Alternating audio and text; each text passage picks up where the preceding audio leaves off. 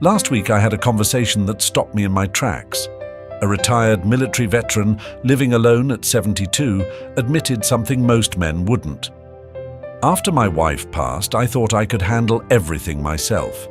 Pride almost cost me my independence when a simple health issue turned serious because I waited too long to get help. After working with thousands of older men living independently, I've noticed a pattern.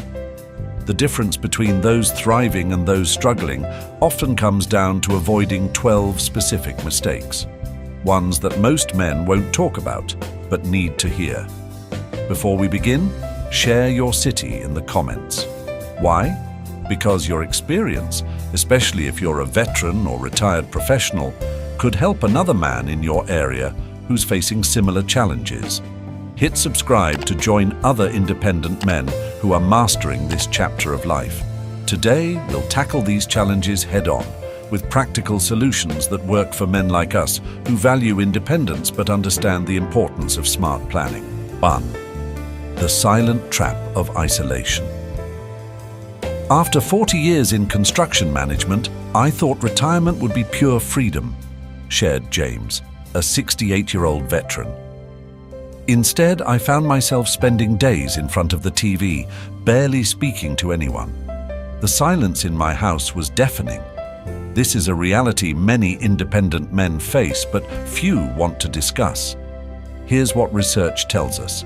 A recent study from Harvard Medical School found that isolated men over 60 face a 30% higher risk of cardiovascular issues compared to their socially connected peers.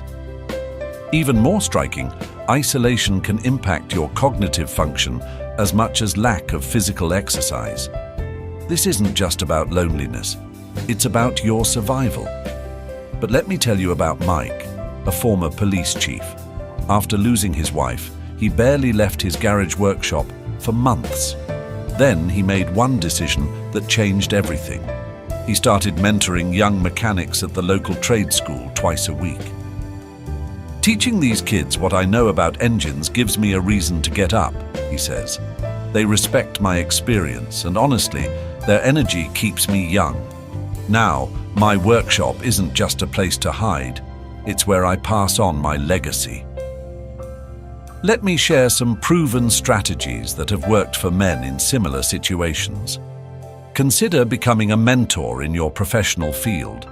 Your decades of experience are invaluable to the next generation.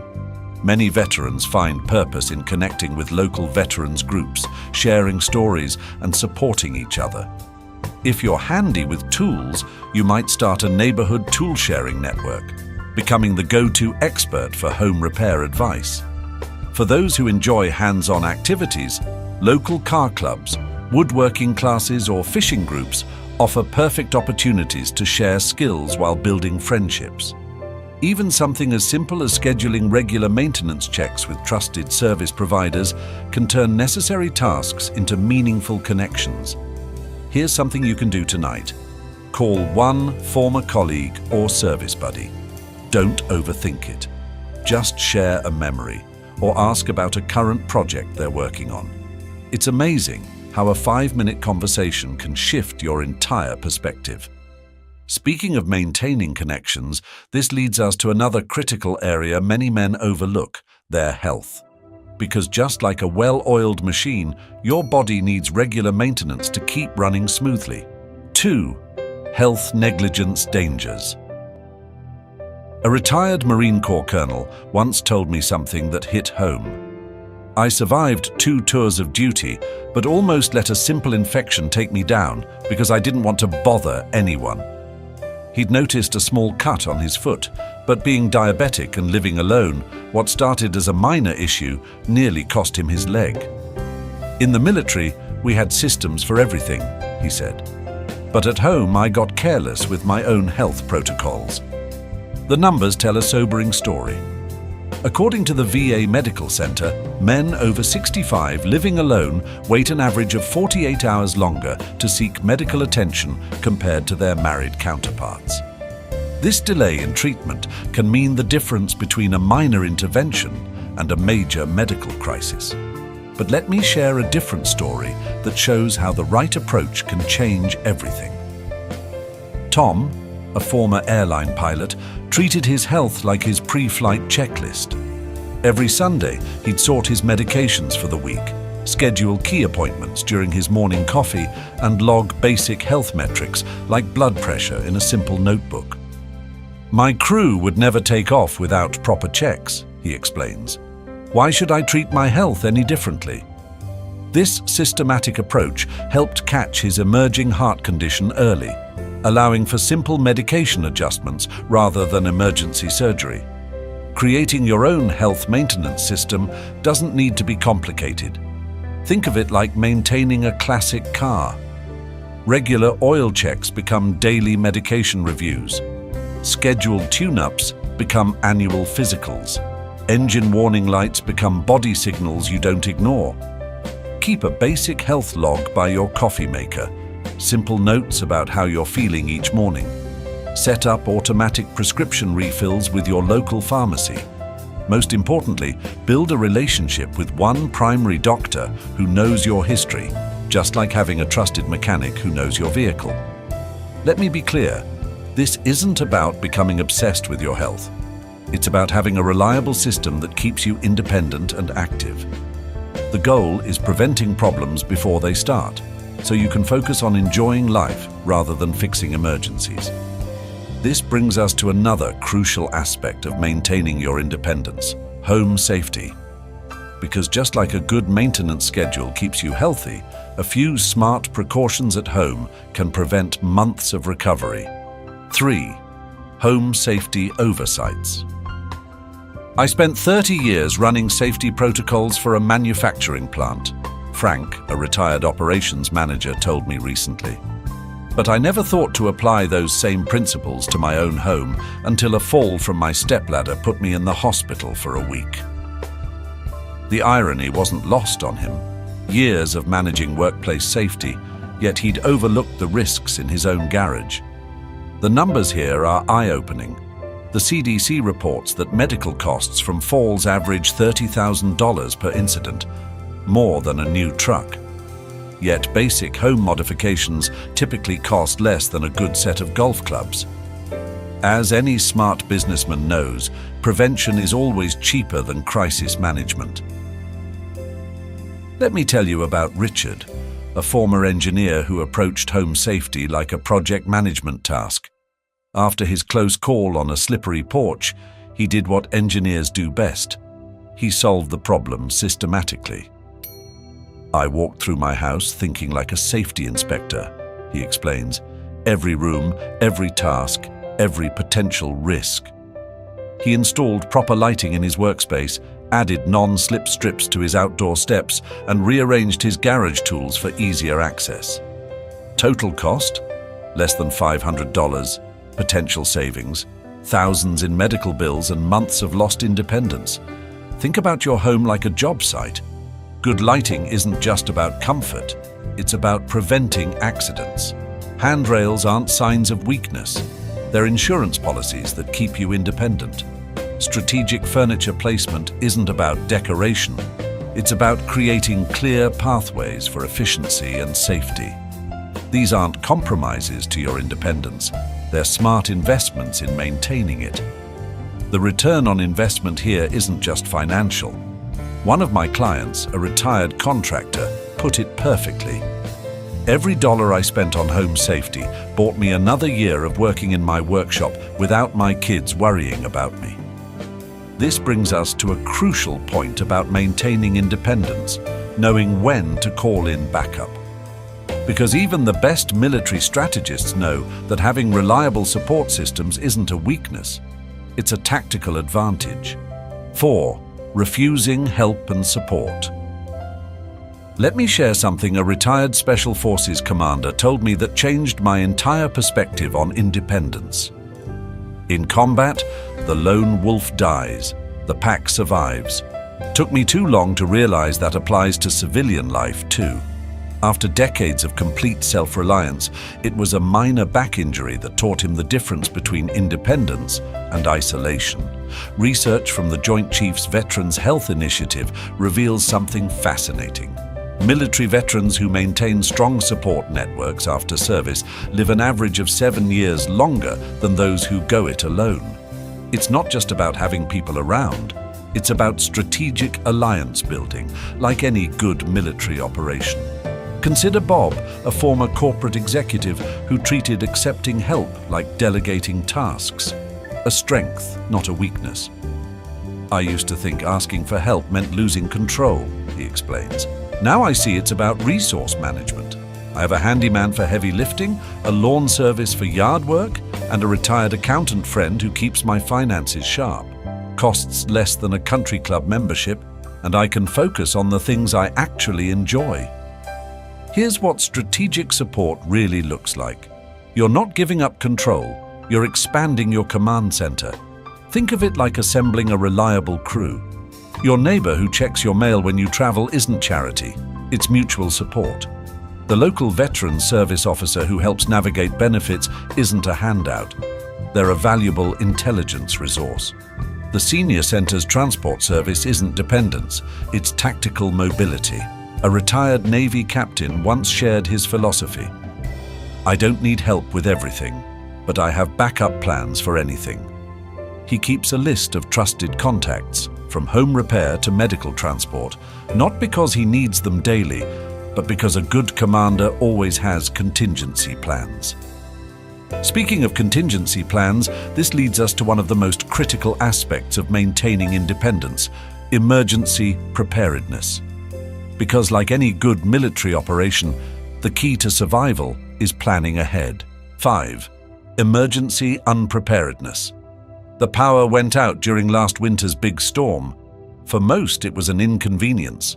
For Jim, a 70-year-old retired firefighter, it became a watershed moment.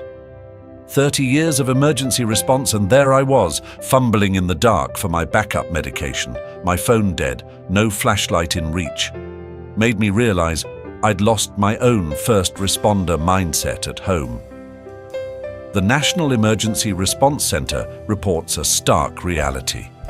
During natural disasters, nearly 60% of serious incidents involving older men living alone stem not from the emergency itself, but from lack of preparation. We train for emergencies our entire careers, then somehow forget these protocols in retirement. Let me tell you about Pete, another former firefighter who applied his professional training to home life. In his garage, he maintains what he calls his Ready Station, a dedicated area with emergency essentials. Same principle as the firehouse, he explains. When seconds count, you don't waste time searching. His system proved invaluable during last year's 3-day blackout.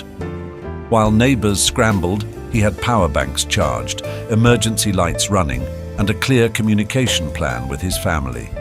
Emergency readiness at home follows the same logic as professional response protocols. Stage 1. Immediate access to critical supplies, backup medications, power banks for essential devices, and basic medical equipment. Stage 2. Communication infrastructure, a charged backup phone, written contact lists, because you can't access digital contacts with a dead phone, and a planned check-in system with family or neighbors. Stage 3. Environmental control, emergency lighting, shelf-stable food, and backup power solutions. During my time working with veterans groups, I learned a crucial lesson. The most resilient men aren't those who can handle everything alone. They're the ones who stay mission-ready through smart preparation. This brings us to a modern tool that's revolutionizing how we handle emergencies: technology. Because just like updated equipment improved our capabilities at work, today's tech can significantly enhance our safety at home. 6. Technology resistance. A retired Air Force navigator shared something that stuck with me. I used to work with million-dollar navigation systems, but a simple smartphone had me stumped. Then my grandson said something that changed my perspective. Grandpa, this is just another instrument panel, and you're the best instrument reader I know.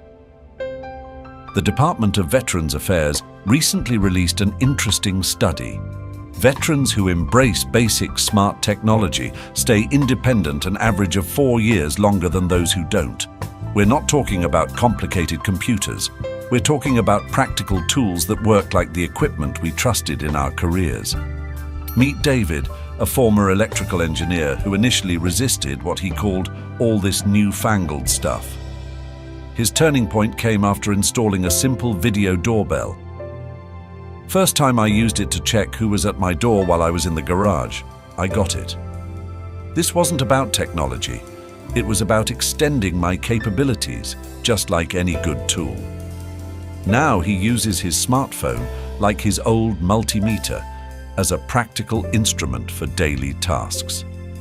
Think about modern technology like upgrading your toolkit. Your smartphone isn't just a phone, it's your secure communication system, your emergency beacon, your navigation device, and your medical alert system all in one. Smart home devices work like security monitors, giving you eyes and ears around your property. Medication reminder apps function like the maintenance schedules we use to keep on equipment. The most practical place to start? Your smartphone's basic features. Begin with what matters most: emergency contacts, medical information, and simple communication apps. Just like learning any new equipment, master one feature at a time. No rushing, no pressure, just steady progress toward increased capability. Speaking of mastering new systems, this leads us to another critical area where organization and modern tools can make a huge difference: managing your finances. Because just like maintaining your equipment log, keeping your financial instruments in order is crucial for independent living. Section 7. Financial disorganization. After 30 years managing million-dollar construction projects, I nearly lost my savings to a scammer because I hadn't set up proper systems at home. This admission from a retired project manager highlights a common blind spot. We're often more organized with professional finances than our personal ones. The FBI's Elder Fraud Division reports alarming numbers. Professional men over 65 lose an average of $30,000 to fraud annually, with veterans being particularly targeted. It's not about intelligence. These scammers are targeting the same decisive, self-reliant traits that made us successful in our careers. Consider Jack, a former bank executive who applied his professional protocols to his personal finances. "I treated my retirement like I was still running the bank's vault," he explains. "Regular audits, clear documentation, and strict verification procedures." His system proved invaluable when someone tried accessing his accounts. The unusual activity stood out immediately because he knew exactly where every dollar should be. The solution isn't complicated. It's about applying the same discipline we used in our careers. Create a command center for your finances. Keep one master document with account numbers, contact information, and regular payment schedules. Set up automatic alerts for unusual activity, just like security protocols at work.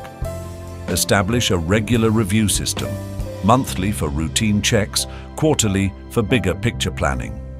Most importantly, implement verification procedures. Never make financial decisions under pressure. Treat unexpected financial requests like suspicious orders in the field. Verify through official channels. Never use the contact information provided by the requester. And always have a trusted second set of eyes on major decisions. A Marine Corps finance officer taught me his golden rule. If it requires immediate action, it's probably a trap. Real opportunities allow time for due diligence. This organized approach to finances naturally leads us to another area where systematic thinking pays off: home management. Because just like maintaining financial order, keeping your home running efficiently requires strategic planning. 8. Home management burden. A good commander knows when to consolidate his resources, shared a retired Army colonel who made the decision to downsize from his 4,000 square foot house. I was maintaining territory I didn't need, spending resources defending space I rarely used. Tactically, it made no sense. Running the numbers reveals a clear picture. Maintaining a large home can consume up to 30% of retirement income. That's capital that could be reallocated to more strategic priorities, travel, hobbies, or building your financial fortress. It's basic resource management, something we've all practiced throughout our careers. Take Steve, a former logistics officer who approached his housing situation like a supply chain analysis. I mapped out every room, tracked usage patterns, identified maintenance costs. The data was clear. I was operating at 30% capacity, but paying 100% of the overhead. His solution? He downsized to a smaller ranch-style home with a dedicated workshop. Now every square foot serves a purpose. My operational costs are down 60%, and I have more time in my workshop instead of dealing with maintenance. Think of home management like running a small base. Create a preventive maintenance schedule. Monthly systems check, quarterly deep cleaning, annual professional inspections. Build a roster of trusted service providers, vetted like you'd vet any contractor. Keep a log of maintenance activities, just like equipment records. Most importantly, ensure your base of operations matches your current mission requirements. One retired facilities manager put it perfectly. I'm not downsizing, I'm right-sizing. My home now fits my operations, not the other way around. He maintains a simple 3-ring binder with service records, contractor contacts, and scheduled maintenance. Everything organized, everything accessible. This strategic approach to home management naturally flows into another crucial aspect of maintaining independence: daily operations structure. Because just like running an efficient base, your daily routine needs clear protocols and purpose. 9. Lack of daily structure. In the Navy, our day was governed by bells and schedules. Retirement felt like being adrift at sea without navigation instruments, a retired naval officer confided. I didn't realize how much I needed that structure until I lost it. Military research has consistently shown that personnel transitioning to civilian life maintain better mental acuity when they preserve structured routines. It's not about recreating the rigid schedules of our working years, it's about establishing a reliable operational tempo for civilian life. Consider Tom, a former airline pilot who initially struggled with retirement's open-ended nature. In aviation, everything runs on precise timing. When I lost that, I lost my bearings. His solution came from an unexpected source, his pre-flight checklist mentality. I created what I call my daily flight plan, not as rigid as a flight schedule, but enough structure to keep me on course. The key is establishing primary mission objectives for each day. Start with your pre-flight morning routine: system checks, medications, exercise, equipment prep, coffee, newspaper, daily planning. Midday becomes your flight operations: primary activities, appointments, projects in your workshop. Landing procedures in the evening help wind down operations systematically. Build in flexibility for changing conditions, what pilots call alternative flight plans. Maybe Tuesday's workshop time gets rained out. Have indoor projects ready as backup. Keep a running list of tasks that can fill unexpected downtime. Think of it like having multiple flight paths to the same destination.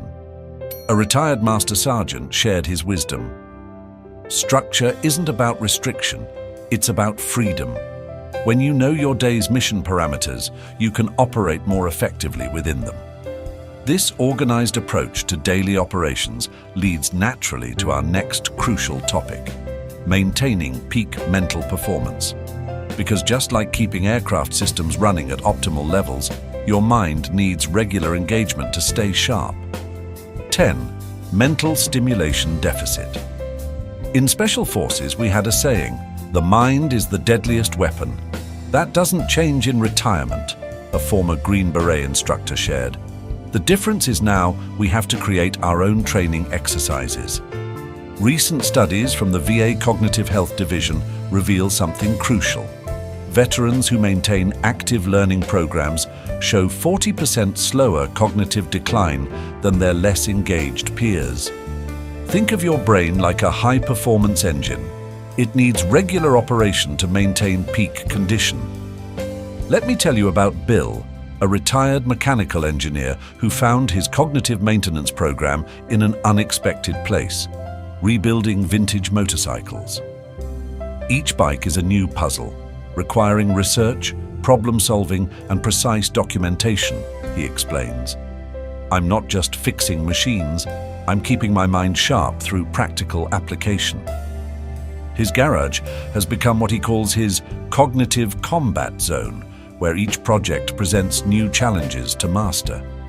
Mental fitness follows the same principles as tactical training. Start with reconnaissance. Identify areas of interest that challenge you. Maybe it's learning the strategic complexity of chess, mastering new workshop tools, or understanding modern engine management systems. The key is pushing beyond your comfort zone while building on your existing expertise. Track your progress like you would track mission objectives.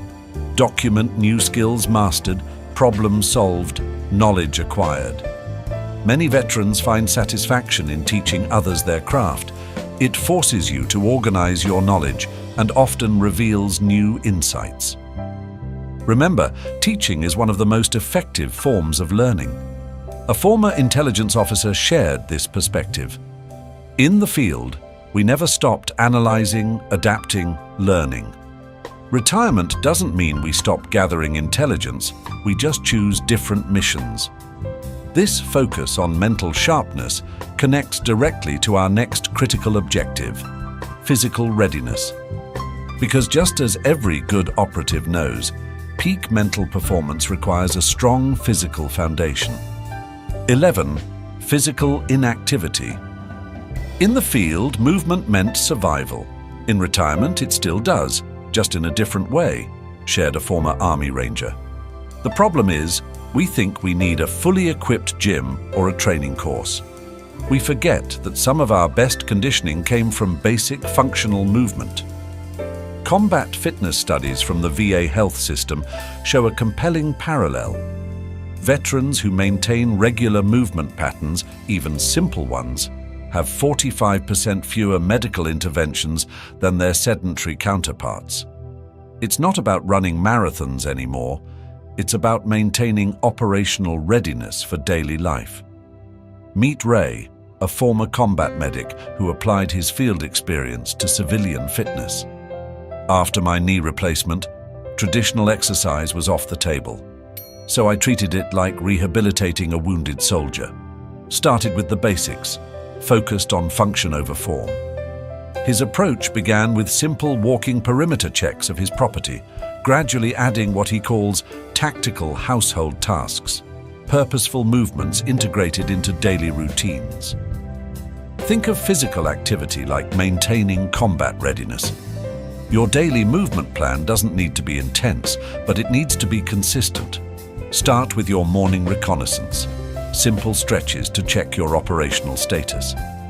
Throughout the day, conduct regular patrol patterns around your house or neighborhood. Treat household tasks like field exercises, mindful movement while gardening, workshop activities, or organizing your garage. A retired drill sergeant turned physical therapist taught me this. The best exercise program is the one you'll actually maintain. Make it practical, make it purposeful, and track your progress like you would track any mission objective. This focus on purposeful movement leads us to our final and perhaps most crucial topic, finding deeper purpose in retirement. Because just as physical training always served a greater mission, staying active now should connect to your larger objectives. 12. Loss of purpose. When you've spent decades serving a mission bigger than yourself, retirement can feel like being decommissioned, a retired Marine Corps colonel told me. But I've learned that while the uniform comes off, the mission to serve never ends. It just takes a different form. Military leadership studies have consistently shown that veterans who find new missions post-service live up to a decade longer than those who don't. The key finding? It's not about filling time. It's about continuing to serve with purpose. Consider the transformation of Jack, a former Special Forces instructor. After 30 years of training elite units, I felt obsolete. Then I started mentoring troubled teens in my community. Different battlefield, same mission. Developing the next generation's capability to face life's challenges.